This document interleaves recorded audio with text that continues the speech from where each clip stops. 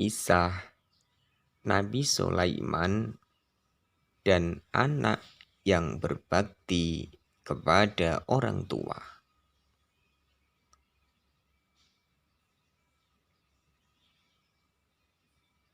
Dikisahkan dalam kitab Irsyadul Ibad halaman 155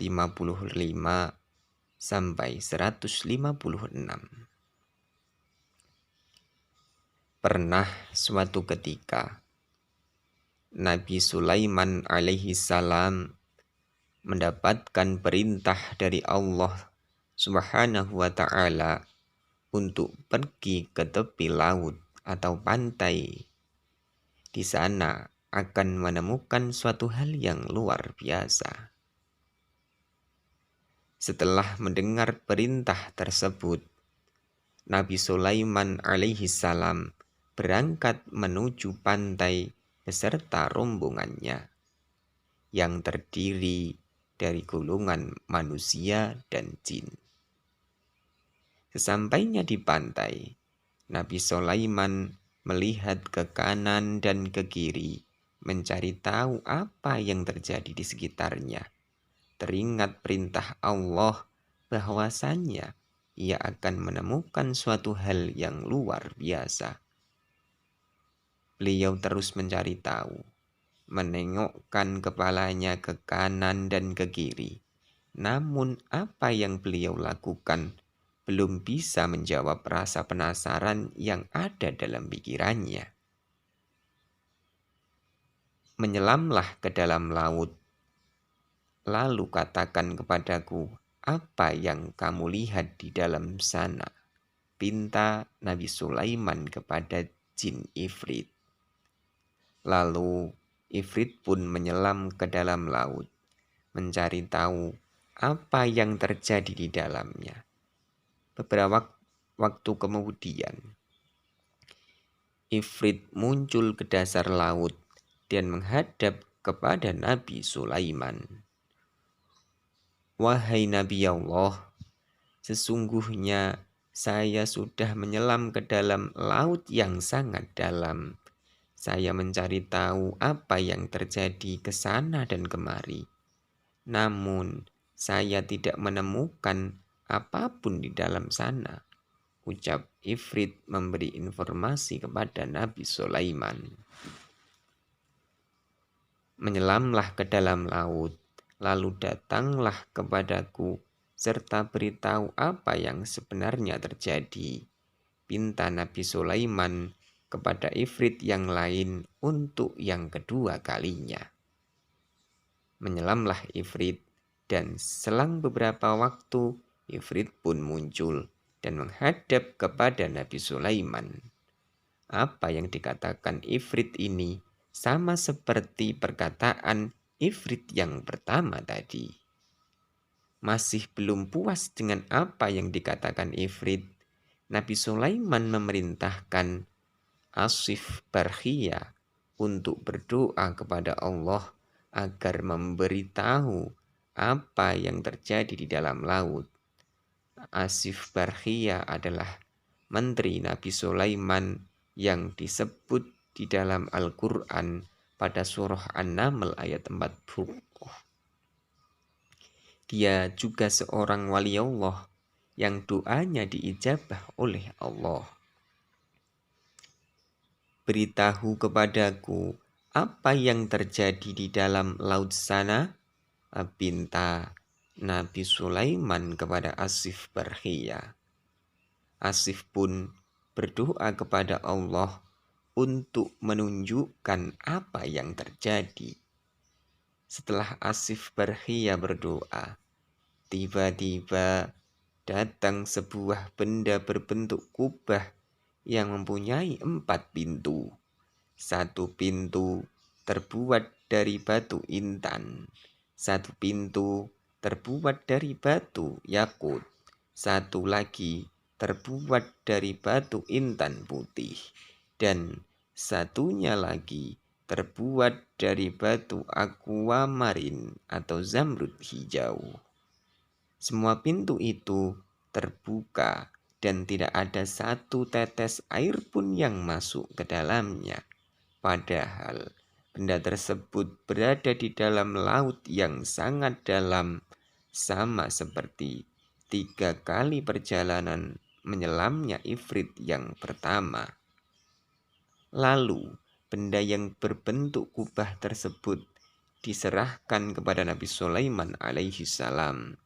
Tiba-tiba di dalamnya terdapat seorang laki-laki yang tampan, memakai baju yang serba putih dan bersih badannya. Pemuda itu sedang melakukan sholat. Lalu Nabi Sulaiman masuk ke dalamnya dan memberikan salam kepada pemuda itu. Pemuda itu pun mempercepat sholatnya dan menjawab salam Nabi Sulaiman. "Sebab apa kau bisa berada di dasar laut ini?" tanya Nabi Sulaiman mengawali pembicaraan. "Wahai Nabiullah, sesungguhnya bapak saya adalah seorang laki-laki yang lumpuh dan ibu saya adalah seorang wanita yang buta. Saya merawat keduanya selama 70 tahun. Saya merawat keduanya dengan penuh kasih sayang.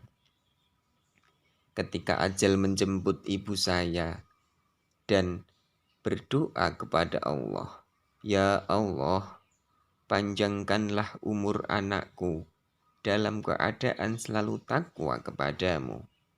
Dan ketika ayah saya wafat, dia berdoa kepada Allah, 'Ya Allah, tempatkanlah anakku ini di tempat yang tidak ditemukan oleh setan.'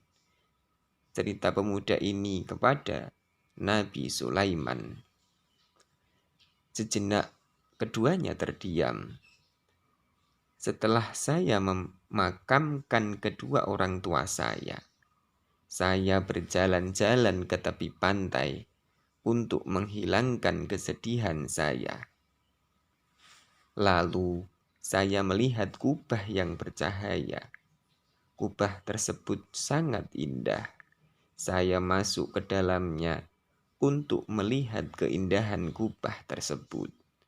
Lalu datanglah malaikat dari beberapa malaikat. Malaikat tadi membawa kubah tersebut ke dalam laut, sedangkan saya berada di dalamnya." Ucap pemuda itu melanjutkan ceritanya. "Pada zaman siapa kamu mendatangi pantai?" tanya Nabi Sulaiman penuh penasaran. "Pada zaman Nabi Ibrahim alaihi salam," jawab pemuda itu. Sejenak Nabi Sulaiman terdiam, mengingat kembali sejarah. Begitu terkejutnya Nabi Sulaiman ketika mengetahui bahwa jarak zamannya dengan zaman Nabi Ibrahim itu adalah 2400 tahun. Begitu panjangnya umur pemuda, dan yang anehnya lagi, tidak dijumpai satu helai rambutnya yang beruban. "Lalu, bagaimana kamu bisa mendapatkan makan dan minum?" tanya Nabi Sulaiman. "Wahai Nabiullah, setiap hari datang kepadaku seekor burung yang membawakanku makanan sebesar kepala manusia. Saya memakannya. Saya merasakan kenikmatan yang belum pernah saya rasakan di dunia.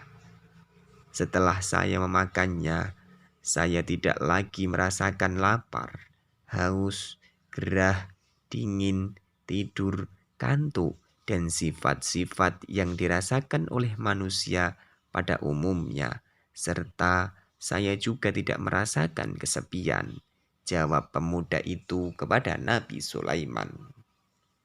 "Maukah kamu ikut denganku di kerajaanku, atau kamu ingin kembali kepada tempatmu?" Nabi Sulaiman memberikan penawaran kepada pemuda itu. "Wahai Nabiullah, tolong kembalikan aku ke tempat semula," pinta pemuda itu kepada Nabi Sulaiman. Lalu Nabi Sulaiman memerintahkan Asif Barkhia untuk mengembalikan pemuda itu ke tempat semula. Saat itu juga pemuda itu hilang dari pandangan Nabi Sulaiman dan rombongan. Dari kisah tersebut, kita bisa mengambil hikmah bahwasannya doa orang tua itu sangatlah mustajab dan tidak bisa diragukan lagi. Dari Anas bin Malik radhiyallahu an, Nabi Shallallahu alaihi wasallam bersabda, "Salasu da'watin yustajabu lahunna la syakka fihinna da'watul mad'lumi wa da'watul musafiri wa da'watul walidi liwaladihi." Tiga doa yang mustajab yang tidak diragukan lagi, yaitu doa orang yang dizolimi, doa orang yang bepergian, dan doa orang tua pada anaknya. Hadis riwayat Ibnu Majah. Oleh karena itu, kita sebagai anak seharusnya berbakti kepada orang tua, minimal dengan tidak membuatnya sakit hati, atau syukur-syukur bisa membuat mereka bangga, serta merawatnya dengan kasih sayang. Dan masih banyak lagi hal yang bisa dilakukan. Jangan sampai kita menyakiti hati mereka dan selalu mengharapkan ridho dari orang tua. Dari Abdullah bin Amru radhiyallahu anhu, ia berkata, Rasulullah Shallallahu alaihi wasallam bersabda, "Ridho Rabbi fi ridho walidi, wa sakhatur Rabbi fi sakhatil walidi." Ridho Allah tergantung pada ridho orang tua, dan murka Allah tergantung pada murka orang tua. Hadis riwayat Hakim At-Tabari.